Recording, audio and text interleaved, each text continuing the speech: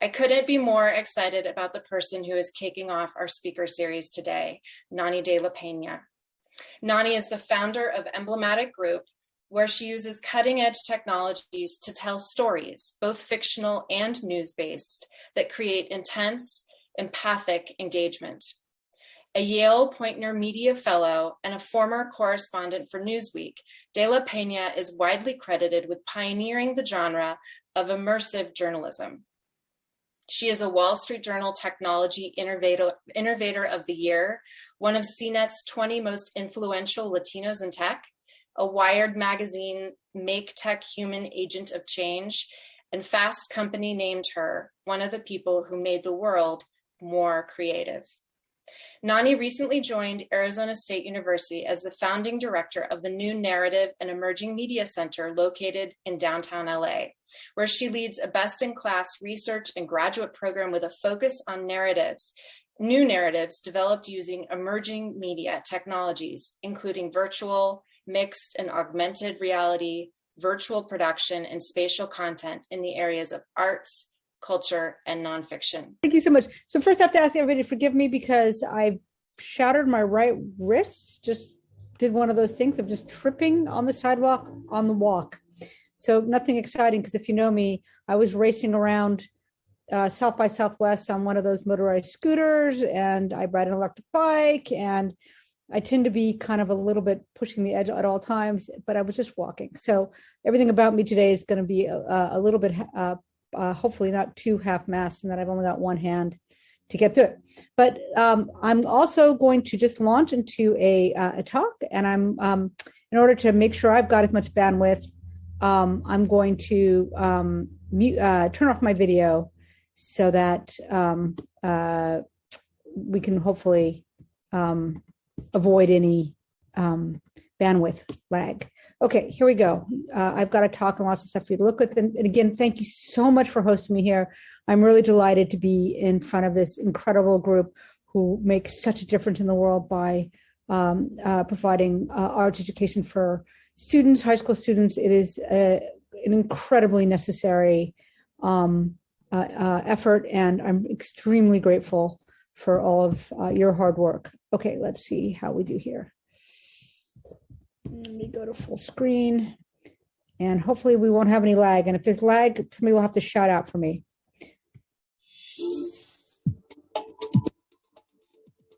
Real VR pioneer, Nonny de la Pena. What if I could present you a story that you remember with your entire body and not just with your mind? So what'd you think? Oh, you're crying. With VR, virtual reality, I can put you on scene in the middle of the story. You get this whole body sensation. There's a bunch of cops here. They're like standing around, something's going on. Oh, right here. That's not cool. On the other side of a fence, there's all these people just like kicking and beating. You can have what I call the duality of presence, a real feeling as if you're in the middle of something that you normally see on TV news.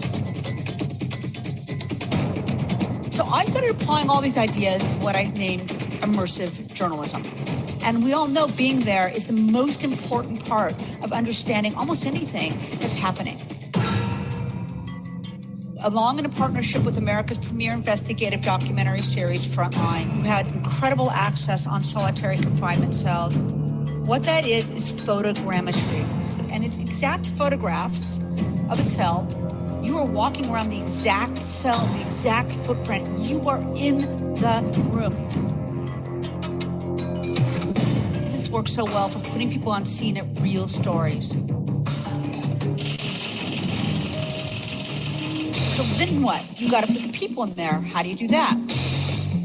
I can now put you in the room with somebody who is videotaped in volume. You can literally walk around them in a volumetric way. Emblematic is among the world's leading producers of virtual and augmented reality.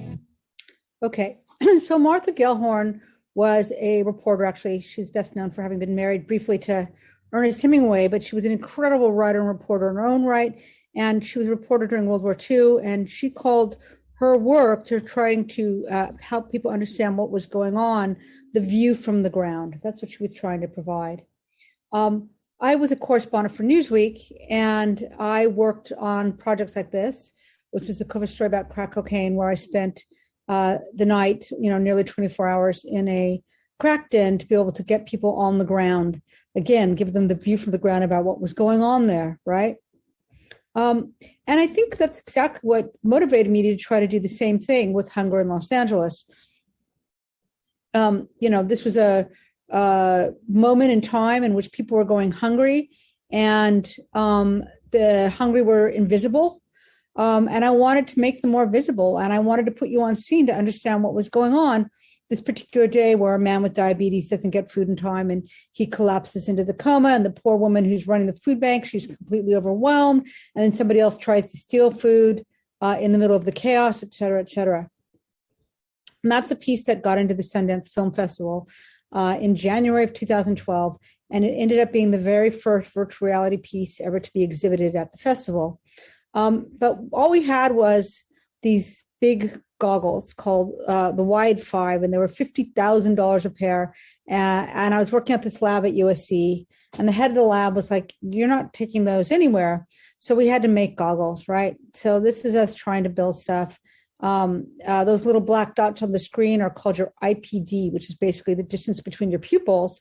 And I have a skinny head, and the guy who was really working on those goggles has a big fat head. And the guy behind him who really worked on software, on hardware, a guy named Tai Fan, I still feels like a big unsung hero in the history of what happened. But the guy who's got his face in that face mask, he built these goggles. And some people might recognize the name Palmer Luckey, because Palmer at that point was basically the lab intern, crashed in my hotel room and driving the truck across when we went to Sundance. But he went on after this to sell his company, Oculus Rift, to Facebook for close to $3 billion. And you saw the video of opening night. We just didn't know how people would react. We just had zero idea. So what'd you think? Oh, you're crying. You could just hear the surprise in my voice. Gina, you're crying. No idea. Oh. So the question is, why does volumetric content and spatial computing work? Turns out we're hardwired to adopt representations of ourselves as real. So it was really interesting because when people came to see the hunger piece, they would say things to me like, I could tell that was a seizure victim because his knees were all scraped up. Now you can tell these are very, not particularly high fidelity virtual characters. These were donated to me, most of them, or I spent about $700 buying other different characters. Somebody even said to me about the woman in red who represented the character who stole the food. Somebody said to me, "Oh, I could tell she was a heroin addict by the needle marks in her arm." These were just characters, but people put their own mind into the scene. It was sort of extraordinary. I like to show this because the newspapers indicated that this was, people were claiming this was the Virgin Mary in a tortilla. So kind of extraordinary. This is a slightly older study now, but still super relevant, right? Which is that they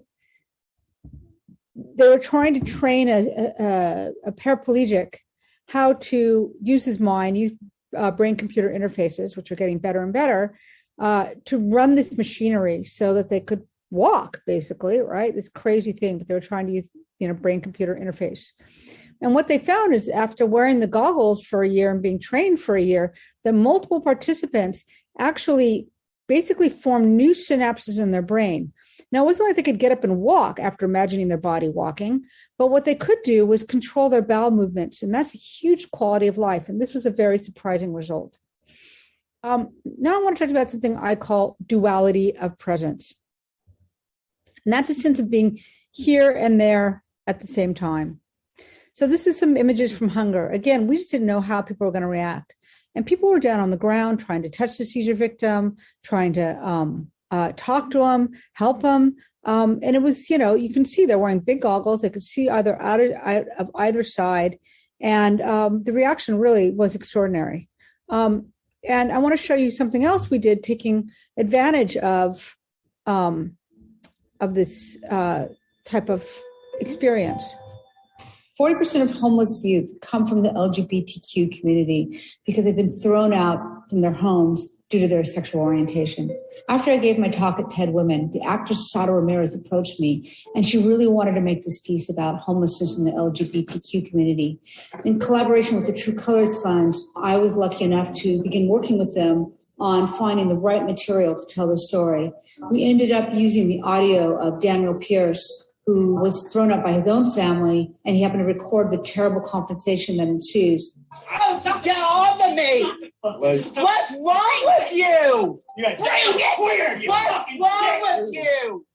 So by putting the audience in the middle of this physical moment, using the motion capture, putting on digital characters, and then making it life-size so it happens all around you, it's so startling. Suddenly seeing you've heard, which is disturbing enough, and maybe you've watched videos of this type of scene, but if it's there and you feel physically vulnerable, you connect to Daniel and to what he's going through in a way that I don't think any other medium affords. It is a really significant and powerful moment to be there with Daniel when he's that vulnerable, when he's surrounded by people who hate him just for being who he is.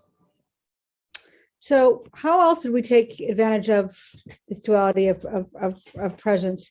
So this was a piece that we did for Art Basel in Hong Kong, in which I took an artist who was a performance artist and turned his piece into a VR piece.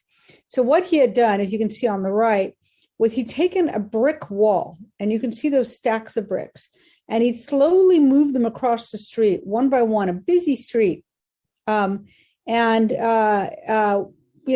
does it mean with performance art? Well, usually it's ephemeral, the performance happens, and it's kind of over. Well, in this case, we recreated in the virtual reality experience, and you have to move the brick wall, brick by brick, across the street. And, cars are coming, and you start to understand how extraordinary and embodied this performance was. We also worked on a piece that was done about what happens to young women when they go to health clinics. And in this case, we began the process of scanning humans to try to make them more realistic. And in order to get audio, we did facial capture. So you can see this extraordinary body, et cetera, et cetera. And we used real audio that was lip synced by that character. So this piece ended up going to Sundance Film Festival, but we also took it to really interesting communities. They didn't know who had made the piece, and it was interesting. Many conservative communities assumed it was made by protesters, because basically what's happening in the piece is you're literally walking into a health clinic and you're being yelled at the way that young women are yelled at. But what happened at the end of this piece is that even the most conservative people have developed, an empathy, had an instantaneous empathy for what the young women were going through.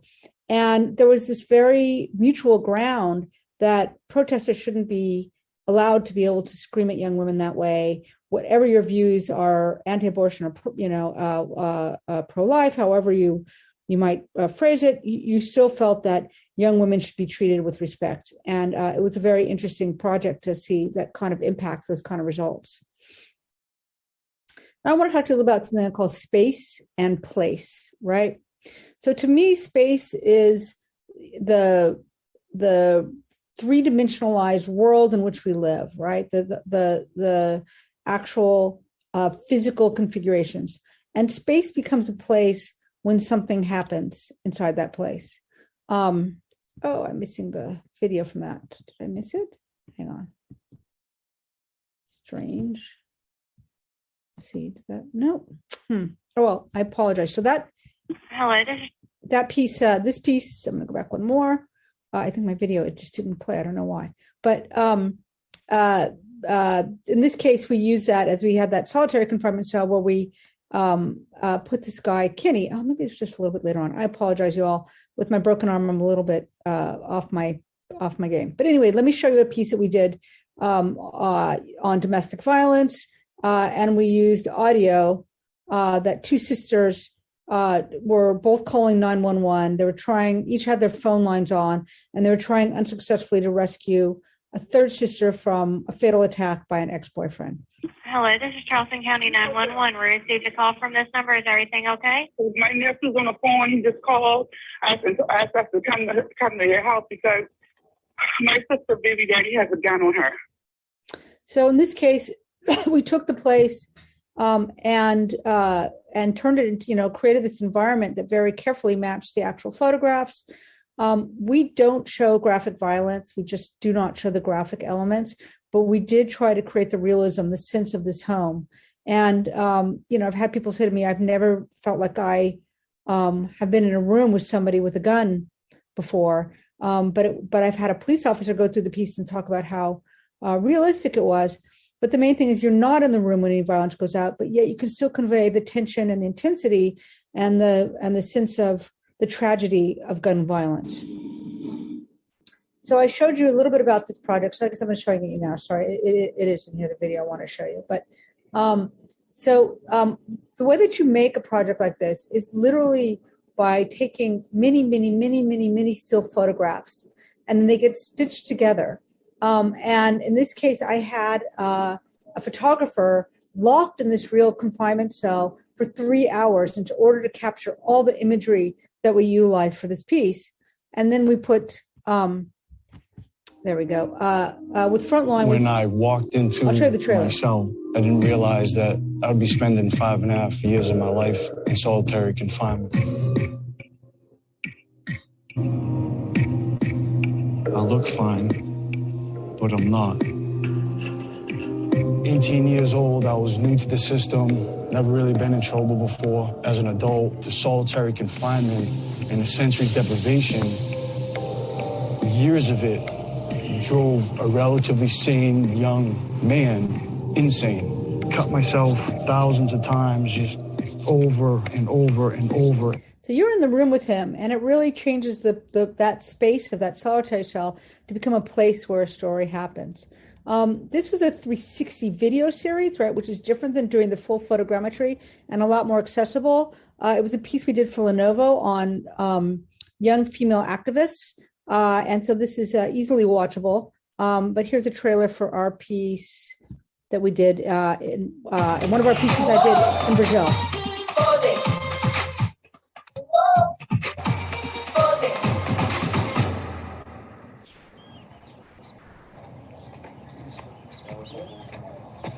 The hardest lesson I've ever learned, I was 8 years old. It was the lesson that we are going to lose people in our lives and that we don't have to get used to it, but to understand and accept it. When I lost my father, I was 2 months old. My mother had been arrested, so I lived with my stepfather. I was raised by him until I was 8 years old. He was like a father to me. When my mom had been out of jail for a week, my stepfather was killed.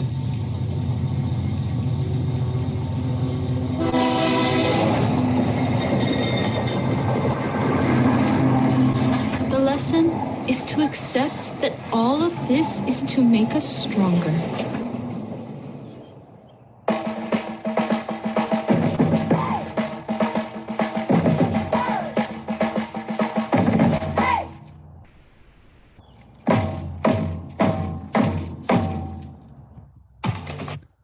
So now I'm going to move into something I call embodied digital rhetoric, right? We know rhetoric is a persuasive argument. We certainly know enough about digital rhetoric with websites, but what does it mean when you fully have your body engaged in storytelling?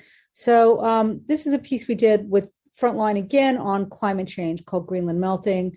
We took a 360 camera, that's what it looks like, shooting in all directions, and we strapped it to a helicopter,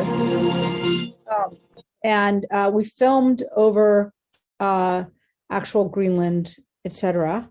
But then what we did is we put that footage, it kind of goes into a sphere, inside a 3D dimensionalized helicopter. And so now you're actually inside the helicopter feeling like you're flying over Greenland. It's a little weird because there's no pilot, but that became sort of a really interesting question about what's journalistically accurate. If you put people in the scene and there's, and then we, put a pilot in it, are we telling that there was a pilot in it when we created it? There were some interesting questions about that. And here's the trailer for how that piece got made. Well, when you look at the glacier like that, from the vantage point of an helicopter, it looks like it's going to be here forever. How could it possibly go away?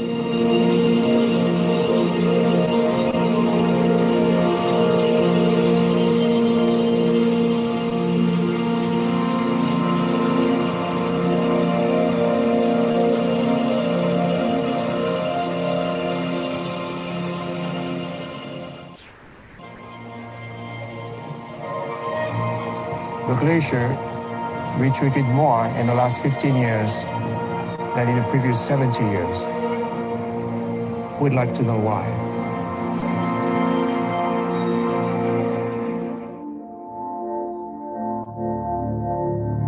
We can take you underwater in VR, and you understand what's happening with warming waters and how they're melting the glaciers from below.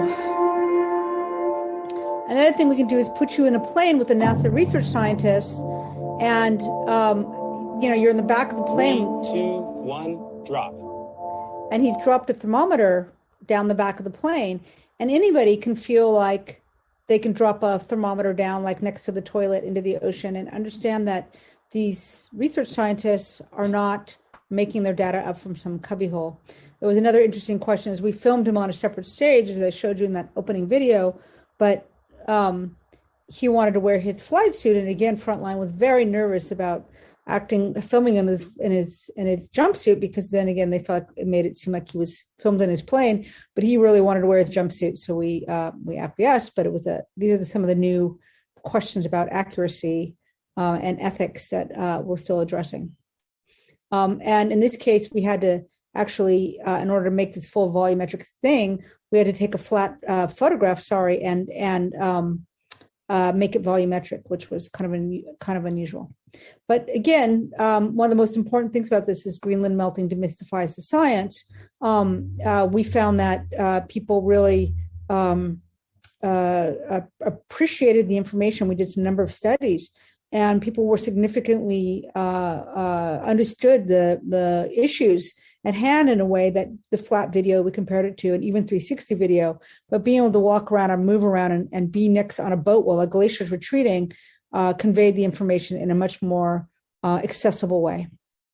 So what about the future? We're going to combine the duality of presence with the spatial. Every smartphone now has a LiDAR scanner, and it lets you capture objects in 3 dimensions. And Google has released this huge data set for this 3D object detection, right? Lots of work to be done. And also capture of humans is much better now too. I did this capture with Microsoft of this woman who was a Olympic fencer, and she used to compete against this guy when she was 10 because there's no women. And then when they went to college, they used to compete against each other. And then now they're engaged to get married. And I would say that's the first volumetric kiss that's ever been captured, which is kind of amazing. We also did a piece with Microsoft and Honor Health on how to work on informed consent. And what she's doing is talking to him about port placement for chemotherapy. And he's asking questions. And what's interesting, in one of these, you could be in the, we actually reproduced the room just like the room the subjects would come in and as we're testing in. But then we also made a version, a newer thing, which allows you to be the subject. What is a port? So the port is a round device with a thin soft tube attached to it, and it's used to carry medication into your bloodstream. You see, she moves her head wherever you go. And this is video. Small surgery to have the port placed in your upper chest under your skin. Under my skin, then how do you fix it? Great question. So there's a So what's important about this is that we are now able to put what we call a skeleton or a rig. We can puppeteer video. So that realistic nature means that they can keep tracking your eyes. And I think this is really something to look out for in terms of like the way that we're going to be doing AI and narrative in the future. But I have to say, I've done a lot of this stuff, and the difference of watching those two have an exchange and then becoming the person being told, even though the questions are coming from a male voice, I really felt the difference. We also did something called virtual production, which we did during the Milan Fashion Week during COVID, when there was no live Fashion Week. And here's a little trailer from that as it kind of start.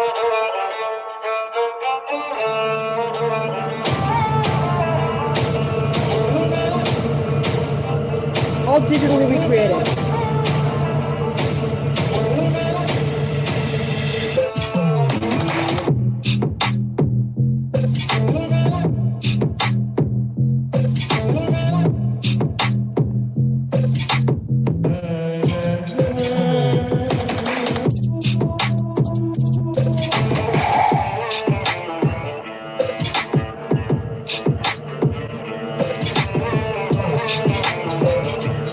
We literally burned out 2 computers trying to render those shots in using virtual production. So everything is using virtual cameras and virtual stages and virtual characters. We had to take their real clothes and put them on these moving models. I promise you, it was a very intense project. So finally, I want to talk about democratizing immersive creation. We've been working on a no-code solution. It's still in prototype form, but it's not bad. Let's see, I should have a trailer here about it. Here we go.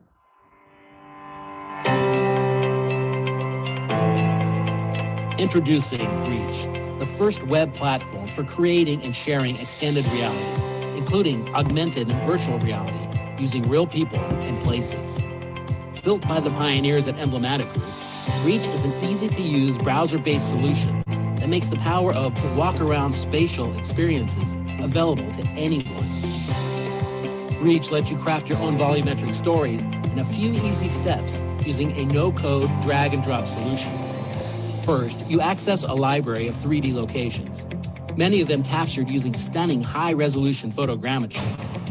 You can also upload locations you've created yourself.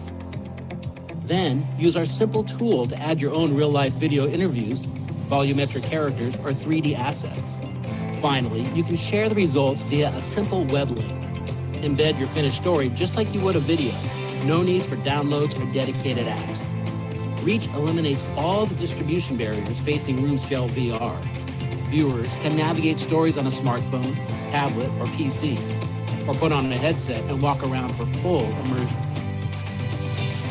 Sign up now to discover how far you can reach into the future, where the stories we tell are as vivid and three-dimensional as the world we inhabit. So just a quick look. This is the interface. It's all button-based. And how did we use it? And I'm just wrapping up here at the last bit. We did a piece on a kid named Stanley Hayami, who was taken from his high school and put in one of the Japanese American concentration camps in Wyoming. And he was an incredible artist, thinker, and writer. This was Heart Mountain, where he was interned with his family in one of those cabins. And we did photogrammetry of an actual cabin. And then we illustrated his drawings into 3D. And then when we made Reach, and Reach is available for uses, even though it's still, it's a beta version. But what we did is when The Guardian interviewed me, we made a trailer of the piece, and we show how you can just embed it in a website, and you don't need a headset even to watch it. And here's a video. And what was amazing is we got like 45,000 views in like 24 hours. So it's a really effective new way. You can just play things straight in the browser, and you can see it's not flat, it's volumetric, and we're just pulling in and out, and you can use your keyboard to zoom in and out.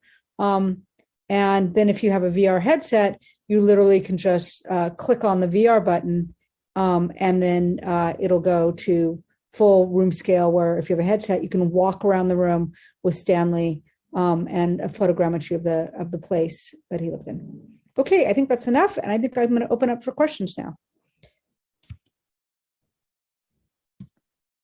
Thank you so much, Nonny. We have a Q&A feature here, so if you want to enter your questions in the Q&A, you can. You can also just enter them in the chat. And I see one from Lisa Ravitch. Nonny, how did you first get into this emerging technology, and what is your goal for the future? So the past and the future, I see the sun is kind of on me right now, but so past wise, as I said, as a journalist, I was trying really hard to put people on scene at these real stories. And when I first read about virtual reality in the 90s, I just knew that would be a way. I believe very strongly that was a way that I could get people closer to and have more empathy and connection to the kind of stories that I was working on.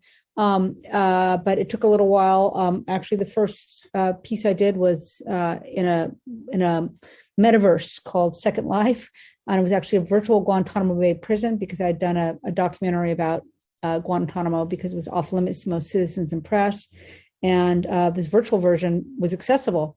So that was kind of amazing because we couldn't believe the amount of people who showed up, classes and students, and it made me realize at that point that this technology could be used for all kinds of journalism practices.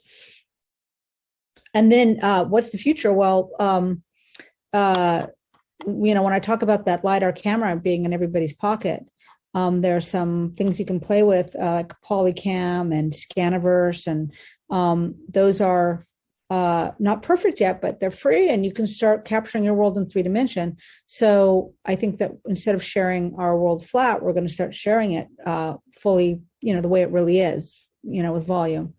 So I think we're just getting started on this journey. I'm sure that Apple's going to have glasses out before too long. Everybody knows they're working on them. So it's only just a matter of time before this becomes a commonplace way to create stories and share stories. So I think this is really important to start thinking what's the difference between spatial storytelling and flat storytelling. And there are some differences. My number one recommendation is if you get into this stuff, people think of film and they move the camera, they push in or they pan across or they do the kind of cool things we normally do in film. But if you're a person and you have goggles on, your eyes are going, I'm moving, and your inner ear goes, no, you're sitting still. And that can create nausea in I found about 40% of your audience. So, better to lock the camera to the person, and it only moves when people move, especially in the early days of making the stuff. So that's my number one tip that I give. All right. We're getting lots of questions here. Do you see this as the future of journalism or more of a niche market? Oh, this is absolutely the future of journalism. I was just last week, I was won a Peabody Award for being what they call field builder, for having changed the field of journalism in the sense that so many people have adopted this as a format now. The tools will get easier. I wish there were more alternatives to just Facebook's headset, the Quest 2, but it's $300. You don't need a fancy computer. And there's some, really great bits of content that are coming through there fast and furious. I highly recommend it for exercise, for example. There are a lot of games that are so embodied that you're moving all around.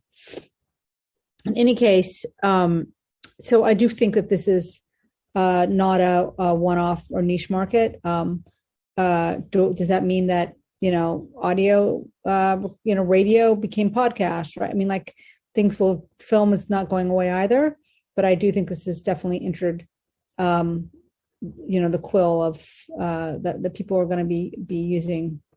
This is a way to tell their stories in the future, journalistic and nonfiction.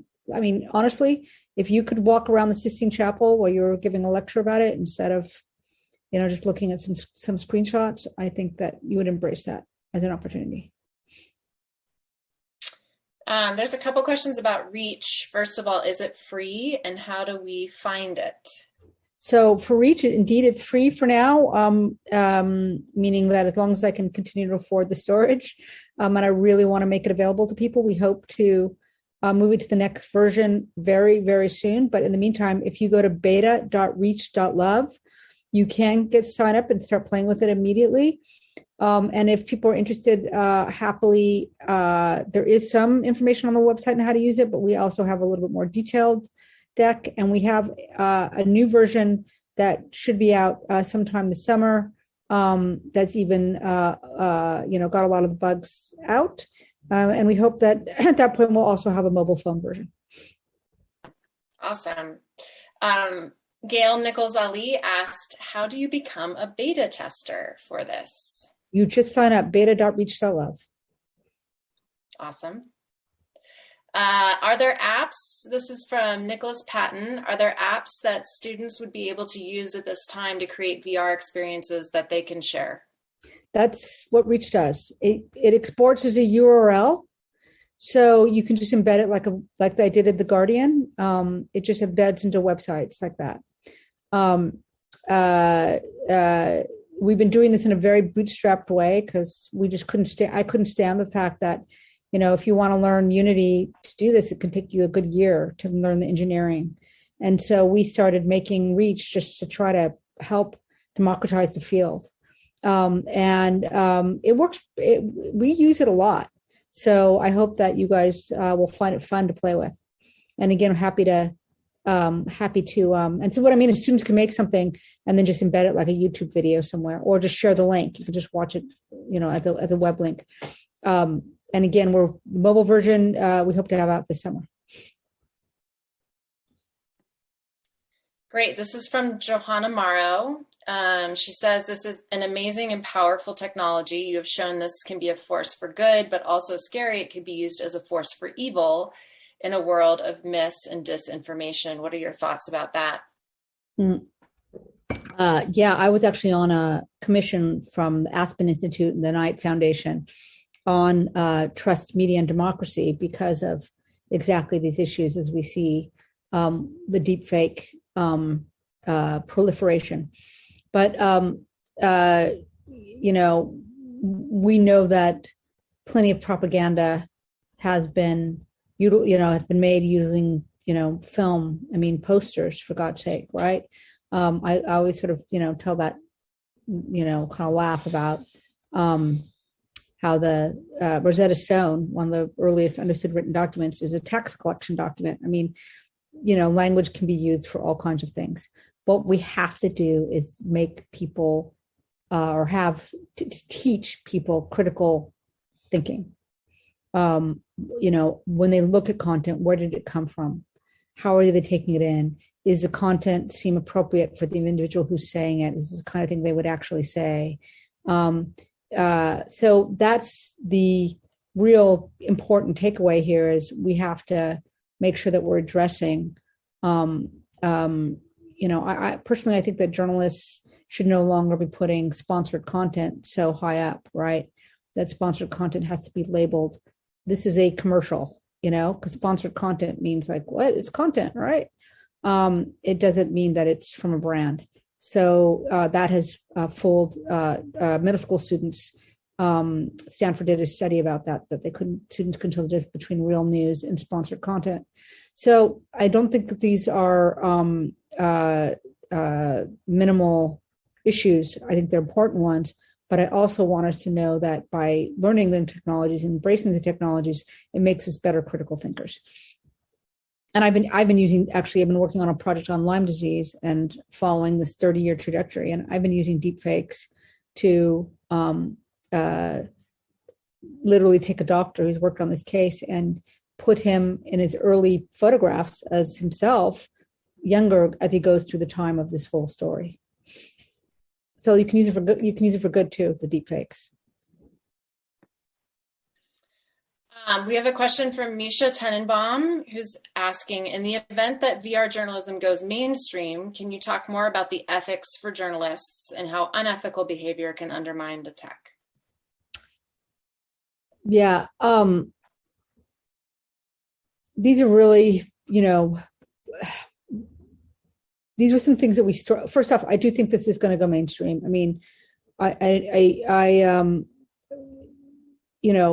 Today I could take my phone and I could go scan a scene, and that's still, for example, I'm astonished that we haven't been walking around the rubble in Ukraine yet. I'm just astonished, right? However, one of the things I don't think we've started addressing, and I think it's really important, is, especially what we know of the massacre in Bucha, are we going to let people step over the bodies? We're showing a lot of that footage now and warning people that it's graphic. So there is a kind of best practices way that we approach material like this. But I think it's a whole other level of trauma if you ask people to step over the bodies. When Kia is killed in that domestic violence piece, you're not in the room when she is killed. You're outside with the sisters. I believe very strongly that you can tell stories without necessarily, tell the truth without traumatizing people. I'm working on a project right now at the National Center for Civil and Human Rights and various others on the Atlanta race massacre that happened in 1906. A lot of people know about Oklahoma now, but these events happen all over the nation. And, that it's a terrible story where thousands of white folks came into this downtown Atlanta and just murdered dozens of Black people, children, old ladies, lame boot blacks, barbers.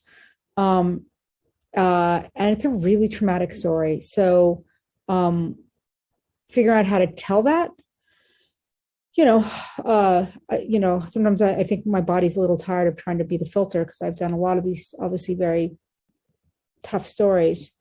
But I do think they're very important to tell the truth. It's just, how do we do it in a way that we don't re-traumatize and we allow space for transformation? All these ethical questions are so interesting and could make for great conversations in classrooms. And it also makes me think, do you have any sort of last thoughts that you'd like to leave with the teachers around, what their students should know about, this immersive technology and where it's going, and what, any thoughts about what they should be doing in their classrooms to talk to students about it? So I think this idea that, when we start to share content this way, that the impact of it is very strong, and that there has to be some respect for this new medium, and that I think that they need to know that. But I also really want teachers to understand the joy. Obviously, I've been doing these very intense nonfiction stories, but there's so many beautiful, fun. We've been also working on one on great rock and roll hotel room trashings, right? So there is history, but it's letting people go in and walk in the shoes of these musicians, and it's silly and funny and nutty, and there's a lot of joy to be had here. And it's, as I said, I think I'm moving to talking to you guys for exercise. Until I broke my wrist, I play a lot of game called Pistol Whip, and there's no blood, there's no guts, but you're moving the entire time. So in terms of exercise, don't be shy. It's really something worth embracing. Well, thank you, Nonny de la Pena, for speaking with our teachers. It's been an honor having you here.